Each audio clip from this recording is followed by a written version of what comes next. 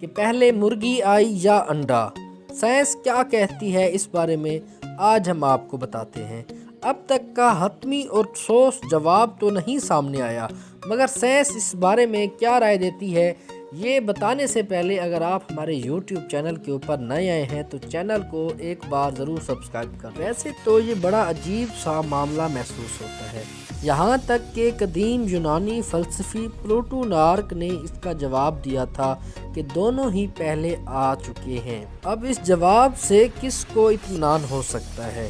اگر آپ کو بھی یہ سوال پریشان کرتا ہے تو اس کا جواب ایک دلچسپ ویڈیو میں کچھ عرصہ قبل دیا گیا تھا۔ اس ویڈیو کے مطابق بہت پرانے زمانے میں مرغی کا نام پرندہ تو موجود نہیں تھا، مگر اس سے ملتا جلتا ایک پرندہ ضرور تھا جو جینیاتی طور پر مرغی کے قریب تھا مگر مکمل طور پر مرغی نہیں تھا۔ اس